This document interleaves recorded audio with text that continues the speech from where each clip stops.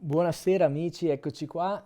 In questo nuovo video parleremo delle limonaie sul Garda. Io sono con questa camicia che so che a molti di voi piace tantissimo anche a me, camicia super invernale, ma che mi piace anche tanto perché è una camicia completamente fuori moda e a me non piace la moda. Eh, non mi piace la moda perché la moda, come dire, non so se ci avete mai pensato, ma determina la fine di un prodotto non in base alla sua usura, ma in base a un'idea, no? Quindi una- un'idea artificiale, quindi quel vestito non va più bene. Ma detto ciò, allora, mettiamo gli occhiali così riesco a leggere meglio gli appunti che ho preparato qua davanti e caffè, naturalmente, che non può mai mancare in un video, così se volete farvi anche voi un caffè mentre facciamo questa chiacchierata sulle limonaie sul Gardo del Garda, ci gustiamo anche un caffè fumante. Allora, mi sono preso alcuni appunti di tutto ciò che vi dirò dalla limonaia di Limone del Garda, dove ero proprio 2 giorni fa. Avete visto dei video veloci che ho fatto, ne usciranno altri. E poi ho trovato anche un documento interessante qui in internet, redatto da Domenico Fava e Gianfranco Ligasacchi, in specifico sulle limonaie di Maderno, da cui ho tratto alcune informazioni per metterle un po' insieme a- alle informazioni che io avevo, più diciamo quello che io so abitando qua da tanti anni, parlando un po' con le persone e ciò che vedo con i miei occhi. Quindi tutte queste informazioni le ho riassunte in alcuni brevi appunti per parlare un po' di queste limonaie, perché entriamo subito poi nel merito. Vi sarete accorti probabilmente sulla sponda occidentale, quindi la sponda Bresciano-Lago di Garda, che pressappoco da Maderno fino a Limone, dico pressappoco, poi vi spiego perché, avrete notato naturalmente sulla sinistra, perché il lago è a destra, delle strutture molte volte non finestrate con dei pilastroni molto alti, fino anche a 7-8 metri, con delle travi di legno tutti aperti. Queste erano delle limonaie. Ho usato non a caso il termine al passato erano, ma adesso capirete procedendo. Ho detto anche pressappoco limonai che potete trovare da Maderno fino a Limone perché queste sono state le limonaie più grandi, ma ehm, come poi vi racconterò, ci sono anche molte limonaie, ci sono state molte limonaie anche naturalmente molto molto piccole, anche con 4-5 piante di limone, un po' sparse magari prima di Maderno, dopo Limone, da contadini privati, quindi ecco perché pressa poco, però siamo in quella zona. Dovete sapere, intanto beviamo anche il caffè che si raffredda, altrimenti è bello bollente. Io lo zucchero cioè lo zucchero lo dolcifico con il miele quando sono a casa. Se sono in giro al bar che c'è il miele lo preferisco. Oddio, non ho bevuto l'acqua, vabbè, facciamo dopo, ma io preferisco non bere l'acqua. Infatti, l'altra volta, che sono già 2 volte che faccio questi video, bevo l'acqua prima per accontentare qualcuno. Poi a me non piace perché mi si slava con l'acqua prima. Invece, avendo la bella bocca impastata, il caffè me lo gusto di più. Tra l'altro l'acqua fredda poi o fresca comunque veramente mi annacqua il caffè se bevo prima l'acqua. Quindi la mia scelta è non bere l'acqua prima. Poi torniamo però a... io sapete che divago perché mi diverto. Comunque, allora, le limonaie venivano chiamate anche in passato cedraie, e ne abbiamo poi appunto un'evidenza in un documento storico di cui poi vi leggerò il testo. E si appunto chiamavano cedraie nel XIII-XIV secolo. E queste serre, perché appunto questa struttura di cui vi ho parlato, con questi pilastroni che poi andremo anche a capire d'inverno come si copriva, dovete pensare che erano delle serre per proteggere i limoni Da che cosa? Naturalmente dal freddo. Capiremo anche che cosa ci fanno qua al nord e perché le limonaie non sono nel loro habitat migliore che potrebbe essere il Sud Italia. Almeno all'inizio, adesso naturalmente sono diffuse ovunque, ma all'inizio perché proprio qua? Perché i limoni furono, o comunque gli agrumi, furono introdotti nel XIII secolo dai frati del convento di San Francesco di Gargnano e sembra che questi agrumi loro li abbiano presi dalla Riviera Ligure. Mm? E poi da Gargnano e soprattutto Maderno questo tipo di coltivazione si è diffuso. Ora, la documentazione relativa al fatto per cui siamo certi che le limonaie c'erano nel XIII secolo, quindi siamo intorno al 1200, perché? Perché nell'inventario dei beni, fate attenzione, dell'Episcopato bresciano, che è stato fatto appunto in una ricognizione ordinaria mandata dal vescovo, leggo Berardo Maggi, siamo nel 1279, quindi questo vescovo Berardo Maggi manda qualcuno a fare un po' una ricognizione per vedere un po' che cosa c'è in quella zona. E vi leggo le prime righe che poi erano in latino, le ho tradotte, magari spero di non aver svelato qualcosa, comunque il titolo è Tra i beni del patrimonio fondiario vi è un appezzamento di terra ortiva confinante con la via attraverso la quale si va al cedrario.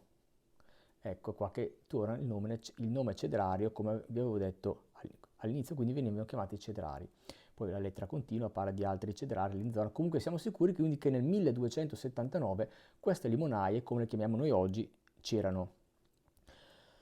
Facciamo un salto temporale perché per molto tempo le limonaie sì venivano utilizzate naturalmente come alimento, ma soprattutto come ornamento. E poi vedremo anche molti poeti che cosa diranno a proposito di questi ornamenti, perché naturalmente le piante di limone, questo verde con il giallo, sono belle da vedere. Nel Settecento la famiglia Bettoni di Bogliaco trasformò questa coltivazione, che era relegata un po' a contadini, chi se la piantava in casa, faceva la piccola serra, hanno cominciato a farla diventare un'attività economica e la trasformarono praticamente in un'industria, costituendo praticamente delle grandi limonaie che resero la Riviera di Salò, attenzione, poi vi spiego, Riviera di Salò, la coltivazione di limoni più a nord del mondo. Riviera di Salò perché, non so se lo sapete, magari molti di voi lo sanno, la Riviera di Salò era una confederazione di 34 comuni situati sulla sponda appunto orientale del lago di Garda. Occidentale, perché dicono orientale qua? Occidentale del lago di Garda, perdonate. E questa confederazione fu formata nel 1334. Altro sorso di caffè. Ora non vorrei sbagliare, ma non so perché qua si parla di Oriente. Vabbè, magari mi sbaglio. Comunque siamo sulla sponda bresciana, per capirci. Togliamo i termini Oriente e Occidente, anche se comunque io intendo occidentale la parte comunque verso la bresciana. Comunque al di là di questo ci siamo capiti.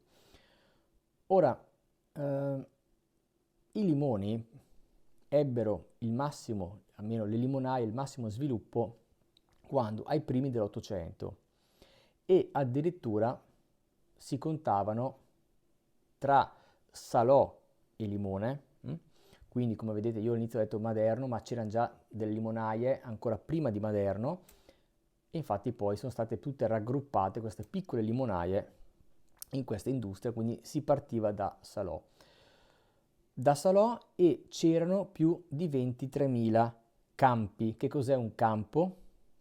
Un campo è quello spazio dedicato ad ogni pianta, che sono circa 16-20 metri quadrati. Quindi se si parla di 23.000 campi, si parla di 23.000 piante di limone. Ora, prima di continuare, magari vi chiederete, ma perché queste serre sono così grandi? Sono così grandi perché le piante di limone sono molto alte. Le piante di limone può arrivare anche 5-6 metri, forse anche di più, e quindi ha bisogno di una struttura alta. Ecco perché questi pilastroni. Parlando un po' dal punto di vista culturale, poetico, romanzesco, poeti e scrittori accennarono nei loro viaggi a queste piante di limoni. Per esempio Felice Feliciano, che nel 1464 a Toscolano disse che trovò, pensate nel 1464, il luogo non solo lieto e profumato degli effluvi floreali, dei rosai e delle fioriture purpuree, ma ombreggiato altresì per ogni parte da rami frondosi di limoni e di cedri. Che bella immagine che ha dato nel 1464, quindi immaginate quante ce n'erano. Il lago di Garda, arrivando in barca, era praticamente una visione di tutto questo giallo. E anche Gautier nel 1700, anche su lui poi c'è anche una storia interessante, non so se lo sapete, l'avevo letta al castello di Malcesine forse, che è stato anche arrestato, poi c'è stato veramente è una storia che devo raccontare, quella di Gautier. Comunque, nel 1786 lui descrisse le limonaie di Limone sul Garda come uno spettacolo di ricchezza e di grazia. Che poi è proprio quello che si prova quando vai dentro una limonaia. Voglio dire, loro hanno reso la sensazione poetica, sono bravi a trasformare ciò che uno sente in parole, però proprio così, quando entri in queste limonaie hai questo senso di veramente, di grazia, no? Bellissimo. Poi ci sono state naturalmente anche le esportazioni in, in buona parte dell'Europa e un fattore importante era l'esposizione, quindi era molto importante mettere le limonaie vicino a dei ruscelli e anche ben riparate, no? Quindi infatti vedete che sono dietro chiuse con dei muri, magari vicino alla montagna, c'è un muro dietro, muri laterali per chiudere il più possibile, poi vedremo anche che cosa facevano per l'inverno. Poi andiamo avanti. Sì, fino alla fine del Settecento gli agrumi del Garda venivano esportati in tutta Europa, ecco. C'è da dire che perché poi all'inizio dell'Ottocento, a parte che l'esportazione è calata, e vi spiegherò anche il motivo grave per cui è calata l'esportazione, ma è calata l'esportazione per un problema di produzione. Però poi c'è stato un problema anche politico che non ho approfondito, ma semplicemente vi riporto ciò che ho letto. mm, che con l'avvento praticamente del Regno Lombardo-Veneto si peggiorò un po' questa situazione di esportazione, però non voglio entrare neanche in discorsi politici di cui non ho neanche conoscenza. Comunque, che cosa succede nel 1855? Quindi diciamo che la punta massima di produzione delle piante limoni siamo agli inizi del 1800. Fino a quando nel 1855 che cosa succede? L'ultima parte è più dolce perché rimane sul fondo il miele. Bene, acqua, adesso sì, l'acqua sì. Quindi nel 1855 arriva questa malattia chiamata gommosi che andò a devastare praticamente tutte le piante e mandò in rovina naturalmente molte famiglie. E questo Lodovico Bettoni, di cui abbiamo parlato prima, che aveva fondato tutta questa industria delle limonaie, calcolò che la produzione di limoni sul Garda era scesa da 16 a 12 milioni di unità, pensate quante produzioni cioè, unità intende per ogni limone, quando negli anni precedenti si raggiungeva addirittura 18-20 milioni, adesso siamo già a 12 milioni. e attorno al 1866 siamo scesi a 2-3 milioni. Ora, poi, sempre per via di questo problema, per darvi ancora qualche numero per capire quale danno fece la Gommosi, e poi vi racconterò anche che rimedi hanno trovato. Quindi la società del Lago di Garda, fondata nel 1839 da piccoli produttori di Gargnano e dintorni, registrò alcuni dati, ora ve li dico nello specifico per farvi capire che danno hanno avuto. Nel 1862 furono consegnati, qui parlano di consegna, prima ho parlato di produzione, furono consegnati 5.202.000 limoni, scesi alla metà quasi, 2 milioni e 7 l'anno dopo, e addirittura l'anno successivo ancora, quindi nel 1864, da 2 milioni e 7 a 1 milione di limoni consegnati. Anche il valore naturalmente dei terreni, quindi il valore dei terreni diminuì tantissimo, che passò da 100-150 mila lire, precipitò a 6-8 mila lire al metro quadrato. Ora, i rimedi per la Gommosi provarono tante cose, provarono le polveri di carbone di zolfo, provarono a sostituire il letame, che era fondamentale sia da quando avevano iniziato a coltivare limoni. Il letame era fondamentale, però provarono anche a sostituirlo con dei fertilizzanti vegetali, minerali, provarono anche a rimuovere tutto il terreno sospettato di infezione, ma però purtroppo sì, qualche miglioramento ci fu, ma non tanto, fino a quando questo madernese, quindi abitante di Maderno, questo un certo Francesco Elena, di cui non ho altre notizie, almeno in questo documento che io ho trovato. Poi naturalmente se si fa una ricerca approfondita si trova qualcosa di più su Francesco Elena, ma importante da dire che questa persona notò che l'arancio amaro era immune alla malattia, quindi ideò praticamente un metodo di innesto del limone sull'arancio amaro, pratica che poi si diffuse e funzionò, contribuendo a contrastare il declino della coltivazione. Anche se il declino ci fu comunque, non si tornò più a quei massimi storici dei dati che abbiamo visto prima, sostanzialmente per due motivi. Il primo motivo, che con l'industrializzazione alle porte migliorarono i trasporti, ferrovie, eccetera, le comunicazioni, e quindi questa, diciamo, ricetta, tra virgolette, segreta delle limonaie che apparteneva al Lago di Garda, insomma, migliorando le comunicazioni, si diffuse anche naturalmente in altre regioni d'Italia, specialmente in Sicilia. Conosciamo benissimo la storia delle famose arance in Sicilia, e naturalmente le persone non erano più obbligate a comprare i limoni, o anche le aziende. Vi ricordate che prima ho parlato di esportazioni, quindi i commercianti non erano più obbligati a comprare limoni o altri agrumi soltanto in quella zona, ma perché adesso si coltivavano in tutta Italia. Poi arrivò anche, non so in quale data, però arrivò anche l'integrazione vitamina C in modo sintetico, bevande di vitamina C, eccetera. Quindi tutto questo contribuì naturalmente a far diminuire la produzione e la vendita di questi limoni. Ora continuiamo con due cenni, magari se vi può interessare, sulla coltivazione dei limoni. Allora, come abbiamo parlato prima di campi, no? Ma se date una limonaia li vedete bene, ogni pianta ha bisogno di circa 16-20 metri quadrati, poi magari in alcune limonaie vedrete che sono anche di meno. Ora non so se sono di meno perché ormai le limonaie sono più, diciamo, hanno più uno scopo ornamentale, uno scopo, come dire, estetico, più che funzionale, però sappiate che in passato avevamo bisogno di questo spazio, quindi 16-20 metri quadrati.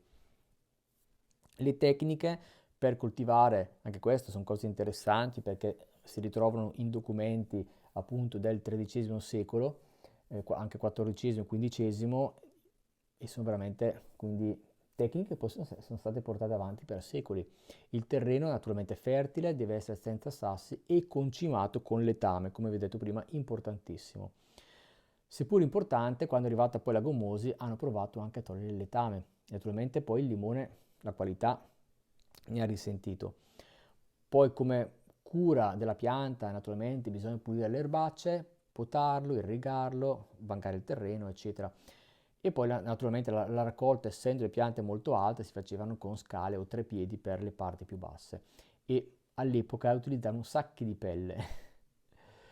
Ora parliamo un po' di questa struttura che naturalmente avrete visto molti di voi passando per le strade e come ho detto prima erano intanto disposte dove le condizioni erano più favorevoli, quindi vicinanza di un ruscello, magari una valletta riparata, un pendio ben esposto al sole che era importantissimo o vicino al lago ed erano realizzate come su terrazzamenti, mi avrete visto salire e scendere, no, dalle scale che erano collegati con delle scalette di pietra e si cercava di avere una buona esposizione, come ho detto prima, verso est-sud-est.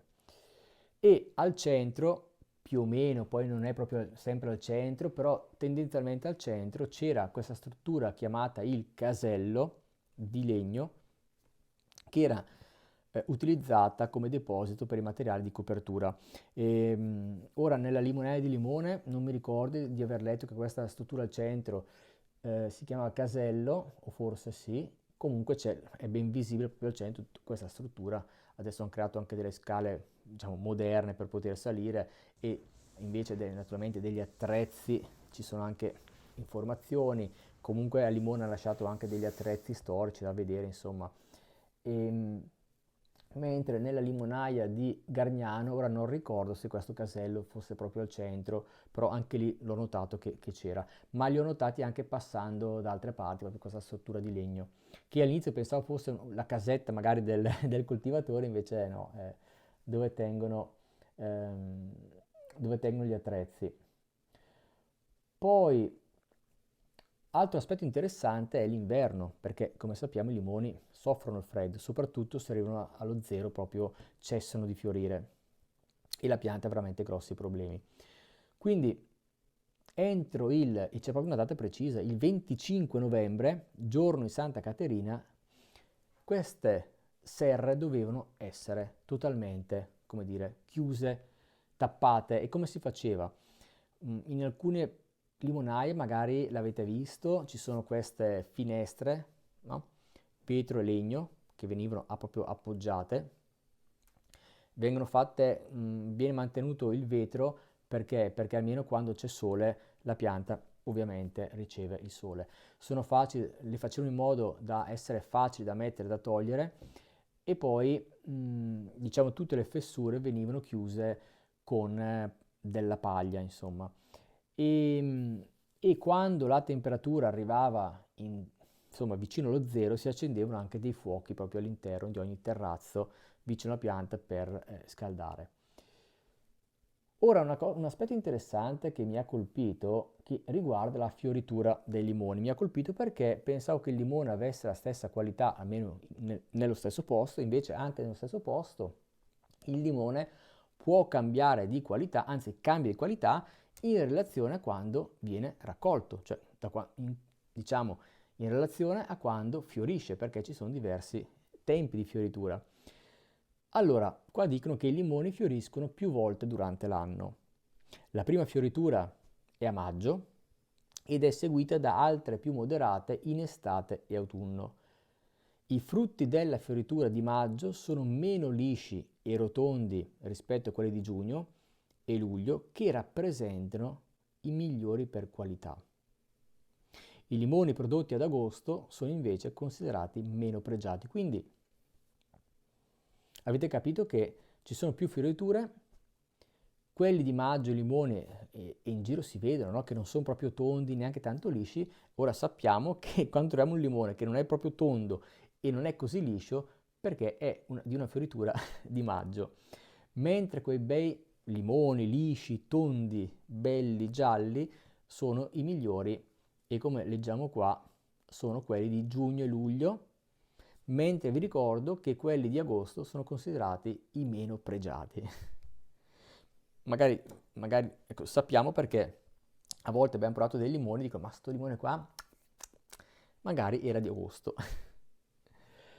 Poi le fioriture qua ci dice che continuano, seppur ridotte, nei mesi di settembre e ottobre, per poi naturalmente cessare.